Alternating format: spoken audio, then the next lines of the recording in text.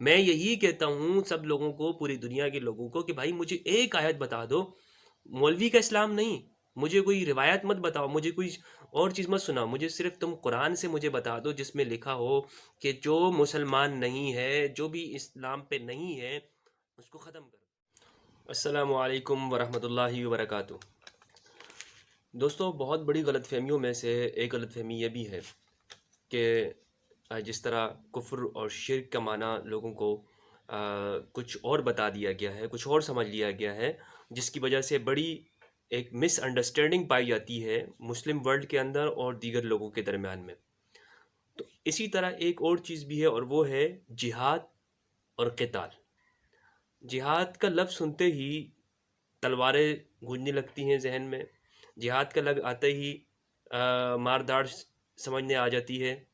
تو یہ جو لفظ ہے جہاد اور قتال، اصل میں یہ نہ سمجھنے کی وجہ سے بہت سارے جو سوالات کیے جاتے ہیں اسلام میں، اسلام کے اوپر، اور اس میں ایک بات یہ حقیقت بھی ہے کہ جس طرح لوگوں نے اسلام کو پیش کیا ہے، اسلام کے پیش کرنے والے، انہوں نے اس کو ایسے ہی کیا ہے جس طرح لوگ اس کو سمجھتے ہیں۔ لوگوں کی سمجھنے کی غلطی نہیں ہے، لوگ اس لیے انہوں نے اس طرح سمجھا ہے آج ویسٹرن ورلڈ نے یا دنیا کے اندر، اگر مسلم کے علاوہ لوگ یہ دیکھتے ہیں کہ یار اسلام تو مار داڑ کی بات کرتا ہے، تو اسلام نہیں کر رہا ہوتا، چونکہ اس کو پیش اس طرح کیا گیا ہے کتابوں کے اندر، تفسیروں کے اندر، روایات کے اندر، گویا کہ یہ ہے ہی جہاد کا مطلب ہے کہ مسلمانوں کے علاوہ دنیا کے سارے لوگوں کو ختم کر دو، جو مسلم نہیں ہے تو اس کے ساتھ لڑنا ہی چاہیے، وغیرہ وغیرہ۔ اچھا، میں پہلے ویڈیو بنا چکا ہوں واٹ از کافر کے نام سے، جس کے اندر میں یہ بتا چکا ہوں کہ کافر کسے کہتے ہیں، اس کی ڈیفینیشن کیا، اس پہ بھی بہت سے لوگوں کے سوالات ہیں، اس کو بھی میں جواب دوں گا نیکسٹ ویڈیو کے اندر۔ تو اس ویڈیو کے اندر میں یہ بتاؤں گا کہ جہاد اور قتال، اس کے میننگز ہے کیا، یہ کہتے کس کو ہیں۔ تو یہ امپورٹنٹ ویڈیو ہے دوستو، اس کو بھی لازمی ہے آپ نے، میری ریکویسٹ ہے، درخواست ہے آپ سے کہ آپ نے اس کو توجہ سے سننا ہے۔ اچھا، یہ بات سمجھنا ضروری ہے دوستو کہ قرآن میں ایک اور لفظ استعمال ہوتا ہے، وہ ہے مشرک کا، شرک، المشرکون کے نام سے۔ اس کو بھی ایک الگ سے ہم ویڈیو میں اس کو ڈیٹیل سے بتاؤں گا، بس جس یہاں پر صرف آپ کو اتنا بتاتا چلوں کہ مشرک یا شرک جو ہے، جو قرآن نے جو اس ٹرمز کو یوز کیا ہے، تو آپ اس کو، قرآن کو پروفٹ محمد صلی اللہ علیہ وآلہ وسلم کی زندگی کے حوالے سے آپ ضرور سمجھیں کہ اس وقت کون سے لوگ تھے جن سے قرآن بات کر رہا تھا، کون لوگ زندہ تھے اس وقت۔ محمد صلی اللہ علیہ وسلم کی جو زندگی ہے، جو عرب کے اندر تھی، وہ عربی جو بدوی ذہنیت تھی، وہ کر کیا رہی تھی۔ میں آپ سے ہاتھ جوڑ کے کہتا ہوں، اگر آپ یہ نہیں سمجھو گے تو آپ کو کچھ سمجھ میں نہیں آئے گا، نہ آپ کو مشرک کا مطلب سمجھ میں آئے گا، نہ آپ کو کافر کا مطلب سمجھ میں آئے گا، نہ آپ کو قتال کا مطلب سمجھ میں آئے گا، نہ جہاد سمجھ میں آئے گا، نہ قرآن آپ کو سمجھ میں آئے گا۔ اگر آپ پروفٹ محمد صلی اللہ علیہ وسلم کی زندگی کو نہیں سمجھو گے، اگر آپ پروفٹ محمد صلی اللہ علیہ وسلم کی زندگی کو نہیں سمجھو گے، اور اس وقت کے حالات کو نہیں دیکھو گے، اور اس وقت کے حالات کو نہیں پڑھیں گے کہ نبی اکرم نے کس طرح کی زندگی، کن لوگوں کے اندر زندگی گزاری، وہ کون لوگ تھے، کیا کرتے تھے، انہوں نے عورتوں کے ساتھ ان کے معاملات کیا تھے، بچوں کے ساتھ کیا تھے، اپنی بچیوں کے ساتھ کیا تھے، اپنے ارد گرد معاشرے کے اندر کیسے تھے، بزنس کیا کرتے تھے، اپنے آپ کو کیا سمجھتے تھے، وہ اپنے آپ کو کافر نہیں کہتے تھے، وہ اپنے آپ کو مشرک نہیں کہتے، وہ تو اپنے آپ کو بہت بڑا مسلمان کہتے تھے، وہ تو کہتے تھے ہم تو پکے مسلمان ہیں، اور محمد صلی اللہ علیہ وسلم جو دین پیش کر رہے ہیں، یہ تو کچھ اور دین ہے، ٹھیک ہے۔ تو اس کو آپ نے سمجھنا ضروری ہے۔ تو اب میں پھر سے دوبارہ بتاتا چلوں کہ جو مشرک جو ہے، وہ اس وقت کے جو ایک خاص ٹولہ ہے قریش کا، ٹھیک ہے، قریش کا ایک خاص ٹولہ ہے جس کے سرغنہ ابو سفیان اور یہ لوگ تھے، ابو جہل، ابو لہب، یہ چند نام ہیں، جو اس کا ایک بڑا ایک ٹولہ ہے۔ وہ کیا کرتا تھا، وہ اپنے آپ کو کہتا تھا ہم مسلمان ہیں، اور ہم لوگ جو ہیں وہ اس جو کعبہ ہے اس کے رکھوالے ہم ہیں، اب چاہے ہم کسی کو کمزور بنائیں، کسی کو غریب بنائیں، کسی کو امیر بنائیں، بزنس کرنا یہ ان لوگوں کا کام تھا، بزنس ہمارا حق ہے، غلام بناتے تھے لوگوں کو، انسانوں کی تسکری کرتے تھے، ٹھیک ہے۔ تو ان کا جو مائنڈ سیٹ تھا وہ اس طرح کا تھا، وہ بڑے بڑے لوگوں کو انہوں نے، اچھے اچھے لوگوں کو، اچھے اچھے خاندان کے لوگوں کو انہوں نے کیا کیا ہوا تھا، غلام بنایا ہوا تھا، اور ان کے سامنے اگر آپ سچ کی بات کرتے تو وہ آپ کو، ان کے سامنے سچ کی بات نہیں کی جا سکتی تھی۔ انہوں نے اپنی ایک امپیرلزم بنائی ہوئی تھی، اپنی اپنی چودراہٹ قائم کی ہوئی تھی۔ تو اس ذہنیت کو قرآن نے کہا کہ یہ شرک کی ذہنیت ہے، یہ انسانوں کے درمیان میں ڈیوائڈ کرتے ہیں، یہ انسان عربی ہے، یہ انسان عجمی ہے، یہ انسان کالا ہے، یہ انسان گورا ہے، یہ سرخ ہے، یہ سفید ہے. وہ انسانوں کے درمیان میں رنگ نسل پہ بھی ڈیوائڈ کرتے تھے. دوسرا وہ کام یہ کرتے تھے کہ کعبہ موجود تھا جو ابراہیم نے بنایا تھا، ابراہیم علیہ السلام نے، وہاں پر انہوں نے کیا کیا تھا، بڑے بڑے اسٹیچو رکھے ہوئے تھے، ٹھیک ہے، لات عزا منات وغیرہ.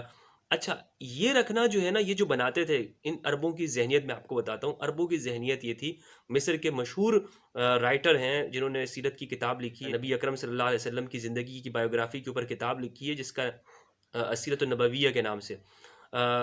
طہ حسین مصری لکھتے ہیں کہ یہ جو بناتے 360 بت تھے، یہ 360 قبیلے تھے، جو جتنا طاقتور قبیلہ تھا اس کا اتنا بڑا بت، اتنا بڑا اس نے ایک اسٹیچو بنایا ہوا تھا.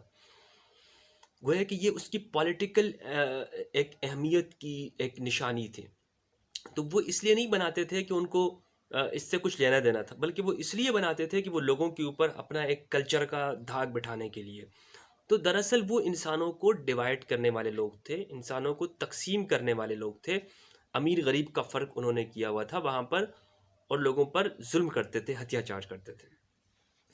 تو یہ اس پورے معاشرے کی ایک علامت ہے، پورے معاشرے کی اس وقت کی میں نے آپ کے سامنے تصویر کھینچی کہ ایسے لوگوں نے جو ہے وہ آپ صلی اللہ علیہ وسلم کا ان سے واسطہ پڑا. اب وہ کیا کرتے تھے، جب ان کے سامنے نبی اکرم صلی اللہ علیہ وسلم نے یہی دعوت رکھی، تعلیم پھیلاؤ، تعلیم حاصل کرو، نالج حاصل کرو، سچ بولو، جھوٹ نہ بولو، لوگوں کے اوپر ظلم نہ کرو، وہ آپ کے خلاف ہو گئے، آپ کے دشمن ہو گئے، ٹھیک ہے. پھر آپ کو وہ علاقہ چھوڑنا پڑا.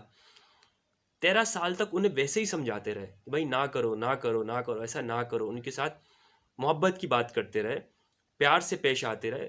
نہیں کیا، انہوں نے مارنے کا پلان بنایا، آپ وہاں سے چلے گئے، مدینہ چلے گئے. اب مدینہ میں آئے، ادھر بھی ان لوگوں نے سازشوں کو نہیں چھوڑے، یہاں بھی وہ پیچھے آ گئے.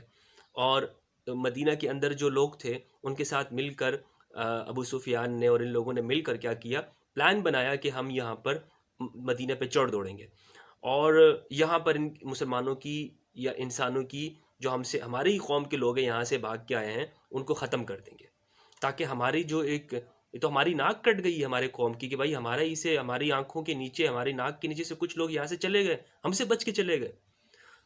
تو اس وقت میں اس کنڈیشن کے اندر قرآن مجید کی ایک آیت اترتی ہے. وہ آیت ہے سورہ حج کی آیت نمبر 39. کہا اذن للذین یقاتلون بانہم ظلموا ان اللہ علی نصرہم لقدیر. آیت کا مطلب یہ ہے، اذن اجازت دے دی گئی، للذین ان لوگوں کو، یقاتلون جنہیں قتل کیا جاتا ہے، جنہیں مارا جاتا ہے، جن کے اوپر ظلم کیا جاتا ہے، جنہیں پکڑ پکڑ کر ان کو جو ہے وہ ان کی ٹانگوں کو چیر دیا جاتا ہے. سمیہ اور یاسر جو حضرت عمار بن یاسر کے والد ہیں اور والدہ ہیں، سمیہ کے ساتھ کیا ہوا، یاسر کے ساتھ کیا ہوا، ایک اونٹ کے ساتھ ایک ٹانگ باندھی، دوسری اونٹ کے ساتھ دوسری، اور ان کو درمیان میں ایک اونٹ کو ادھر بھگا دیا، دوسرے اونٹ کو ادھر بھگا دیا. یقاتلون، اتنا ظلم ہوا ان کے ساتھ، بے انہم ظلموا، ان پر ظلم کیا. کیا اجازت دی اللہ نے؟ کہ اب تم نے اپنا ڈیفینس کرنا ہے، اب تم نے اپنا ڈیفینس کرنا ہے، اب تم نے رکنا نہیں ہے، کیونکہ وہ باز نہیں آ رہے. تم نے وہ علاقہ چھوڑ دیا، پھر بھی وہ تمہارے پیچھے آ گئے. اچھا، اب اس کو مزید واضح کیا ہے سورہ بقرہ کی آیت نمبر 190 کے اندر. فرمایا وقاتلوا فی سبیل اللہ، اللہ کی راہ میں قتال کرو. اب یہ لفظ واضح آ گیا قتال کا.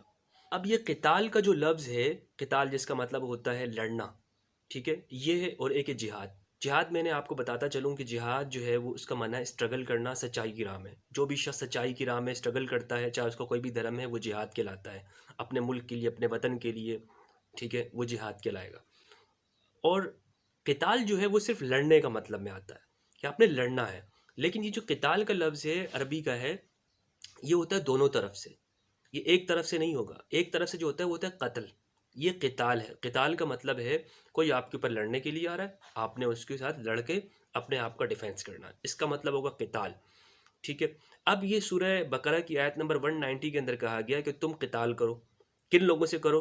ان لوگوں سے کرو جو تمہارے ساتھ قتال کرتے ہیں، تمہارے خلاف لڑتے ہیں، تمہارے اوپر مارنے کے لیے چڑھ دوڑتے ہیں، ٹھیک ہے. لیکن خیال کرنا، ولا تعتدوا، تم نے حد سے نہیں بڑھنا، تم نے آگے نہیں بڑھنا، اپنے آپ سے سٹارٹ نہیں کرنا جب تک کہ وہ سٹارٹ نہ کریں۔ تعتدو، تم نے تجاوز نہیں کرنا، آگے نہیں جانا۔ ٹھیک ہے، اب آپ مجھے بتائیں کہ ہمارے جو مسلمانوں کی جو جنگیں بعد میں ہو رہی ہیں، جو فتوحات جو کی ہیں، وہ اس پہ کہاں اترتی ہیں پوری؟ ٹھیک ہے، یا یہ جو کہا جاتا ہے کہ اسلام تو سٹارٹ میں ہی وہ کہتا ہے کہ بھائی پوری قوموں کو، پوری دنیا کے لوگوں کو تم نے جینے کا حق نہیں دینا، وہ کہاں پر ہے اس آیت کے اندر؟ میں یہی کہتا ہوں سب لوگوں کو، پوری دنیا کے لوگوں کو، کہ بھائی مجھے ایک آیت بتا دو، مولوی کا اسلام نہیں، مجھے کوئی روایت مت بتاؤ، مجھے کوئی اور چیز مت سناؤ، مجھے صرف تم قرآن سے مجھے بتا دو جس میں لکھا ہو کہ جو مسلمان نہیں ہے، جو بھی اسلام پہ نہیں ہے، اس کو ختم کر دو، اس کے ساتھ لڑو۔ یہ قرآن میں ایک جگہ پہ بھی نہیں۔ اگر آپ مجھے بتا دو گے نا تو پھر میں کہوں گا کہ آپ ٹھیک ہو۔ اچھا ہے کیا؟ اس کے اندر کافر کا لفظ ہے، مشرک کا لفظ ہے۔ اب کافر اور مشرک کو غلط چیز میں ایک آدمی کو پتہ ہی نہ ہو کہ بھائی سیب کیا ہے، ایک آدمی کو یہ پتہ ہی نہ ہو کہ جناب علی وہ موبائل فون کیا ہے، تو اگر آپ اس کو کہو گے کہ موبائل فون، تو وہ سمجھے گا کہ یہ کسی جو ہے نا وہ ناریل کا مجھے کہہ رہا ہے۔ ٹھیک ہے، تو جن لوگوں کو یہ معلوم ہی نہیں ہے ذہن میں کہ شرک کیا ہے، شرک کی ڈیفینیشن کیا ہے، کفر کی ڈیفینیشن کیا ہے، قتال کی کیا ہے، جہاد کسے کہتے ہیں، ان کی برین واشنگ ایسی کی جاتی ہے کہ ان کو بتایا جاتا ہے کہ بھائی جو مسلمان نہیں ہے، جس نے کلمہ نہیں پڑھا، خواہ وہ ہندو ہو، سکھ ہو، کرسچن ہو، بدھسٹ ہو، جین مت کا ہو، یہودی ہو، وہ سب کافر ہیں۔ یہ برین واشنگ کی گئی نا، ان کو بتایا گیا، غلط بتایا گیا۔ اس میں تو اسلام کا کوئی دوش نہیں ہے، اسلام کو تو کوئی قصور نہیں ہے۔ تو قرآن مجید کے اندر واضح لفظوں میں موجود ہے کہ بھائی اگر تم نے قتال کی ضرورت بھی پیش آ جاتی ہے کسی قوم سے لڑنے کی، لوگوں کے اوپر، تو تم نے اگر کر بھی رہے ہو، ولا تعتدو، تم نے حد سے آگے نہیں بڑھنا، تم نے تجاوز نہیں کرنا، تم نے سٹارٹ نہیں کرنا۔ ان اللہ لا یحب المعتدین، اللہ پسند نہیں کرتا ہے حد سے بڑھنے والوں کو۔ سورہ توبہ کی آیت نمبر 190۔ ٹھیک ہے، یہ ہے قتال کے میننگز، یہ ہے قتل کرنے کا مطلب، یہ ہے قتال کا مطلب، یہ ہے قتال کا مطلب اور جہاد کا مطلب۔ تو جو بتا دیا گیا ہے کہ جی جہاد کا مطلب یہ ہوتا ہے کہ جہاد کا مطلب یہ لڑنا، یہ غلط ہے۔ جہاد کا مطلب میں نے آپ کو بتا دیا کہ سچ کے لیے سٹرگل کرنا، اپنے ایک اچھے کام کے لیے سٹرگل کرنا۔ ایک بچہ اسٹوڈنٹ ہے، وہ امتحان میں کامیابی کے لیے محنت کرتا ہے، دن رات پڑھتا ہے، وہ جو ہے وہ لکھتا ہے، یہ بھی جہاد کر رہا ہے۔ ایک آدمی جو ہے وہ اپنے وہ کہتا ہے میرے دل صاف ہو جائے، میں کسی کے لیے برا نہ سوچوں، اس کے لیے وہ میڈیٹیشن کرتا ہے، وہ جہاد کر رہا ہے۔ تو یہ جہاد ہے، یہ قتال نہیں ہوتا۔ قتال کا مطلب میں نے آپ کو بتا دیا کہ اگر کوئی آپ کے خلاف لڑنے کے لیے آ جاتا ہے، آپ نے اپنا ڈیفینس کرنا ہے، اپنا بچاؤ کرنا ہے، اپنے آپ کو روکنا ہے کہ وہ آپ کے اوپر جو ہے وہ ظلم نہ کر سکے، اتیاچار نہ کر سکے، اس کو کہتے ہیں قتال۔ اور سورہ بقرہ کی آیت نمبر 190 کے اندر یہی کہا گیا ہے کہ اگر کوئی لڑنے کے لیے آ جاتا ہے، تم نے اپنا بچاؤ کرنا ہے۔ واضح لفظوں کے اندر منع کیا گیا ہے کہ تم نے سٹارٹ نہیں کرنا، کسی کے اوپر ظلم نہیں کرنا۔ اور وہ جو مدینہ کے اندر پہلی آیت نازل ہوئی، جس کا میں نے آپ کو پورا بیک گراؤنڈ بتا دیا کہ مکہ کے اندر وہ جو مشرکین تھے، اور مشرک کی بھی میں نے آپ کو ڈیفینیشن بتا دی۔ مشرک اس کو نہیں کہتے جو بت کو پوجتا ہے، میں کیٹاگوریکلی آپ کو بتاتا چلوں، واضح لفظوں کے اندر بتا دوں کہ شرک کی یہ ڈیفینیشن جو ہمارے علماء نے، مولوی حضرات نے کی، کہ جو بھی بت کی پوجا کرتا ہے، اس کے سامنے کھڑا ہو جاتا ہے، وہ جو ہے وہ شرک ہو جاتا ہے۔ یا کوئی مزار پہ چلا گیا تو وہ شرک کر دیا، کسی نے امام حسین کو یا حسین کہہ دیا، وہ شرک کر دی، یا علی کہہ دیا، وہ شرک کر دیا، یا رسول اللہ کہہ دیا، وہ شرک ہو گیا۔ نجف اشرف چلا گیا امام علی کے مزار کے اوپر، وہ شرک کر دیا۔ تو شرک کی ڈیفینیشن میں نے اور مشرکین کا بتایا کہ وہ مشرک لوگ کیا کرتے تھے، وہ انسانوں کو ڈیوائیڈ کرتے تھے، ظلم کرنے کے لیے انسانوں کو الگ الگ کر دیا کرتے انہوں نے، یہ امیر ہے، یہ غریب ہے، یہ کالا ہے، یہ گورا ہے، یہ عربی ہے، یہ جمی ہے۔ اس کے خلاف آپ صلی اللہ علیہ وسلم نے آواز بلند کی کہ تم نے انسانوں کو شرک کر دیا، انسانوں کو ڈیوائیڈ کر دیا ہے، انسانوں کو تقسیم کر دیا ہے۔ خدا نے تو ایک ہی انسان بنایا تھا کہ سب کو ایک کر دیا، کہ کسی کے درمیان میں فرق نہیں کیا، تم نے لوگوں کے درمیان میں فرق کر دیا۔ تم نے کیا کر دیا؟ خدا کی اس تقسیم کے اندر تم نے تقسیم کر دی۔ خدا نے تو ایک ہی تقسیم کی ہے انسان کی، ٹھیک ہے، اس میں اچھے اور برے، تم نے تو اچھے برے کو چھوڑ کر تم نے ان انسانوں کے رنگ کے اوپر تم نے تقسیم کر دیا، قبیلوں کے اوپر تقسیم کر دیا۔ تو اور قرآن میں واضح لفظوں میں موجود ہے، ان الشرک لظلم عظیم، شرک بہت بڑا ظلم ہے۔ تو یہ میں نے آپ کو بتا دیا اس ویڈیو کے اندر۔ اس ویڈیو کو سمجھیں، آپ کوشش کریں، قرآن کو ریڈ کریں، اور جو میں نے آپ کو ریفرنس دیے ہیں اس کو جا کے چیک کریں، اور اس کو دیکھیں کہ جو بات میں کہہ رہا ہوں وہ کتنی کانٹیکس کے ساتھ ہے یا نہیں ہے، اور میرے کہنے کا جو آپ کی طرف میسج کرنے کا جو مقصد ہے وہ کس حد تک پورا ہوا ہے۔ بہت بہت شکریہ دوستو۔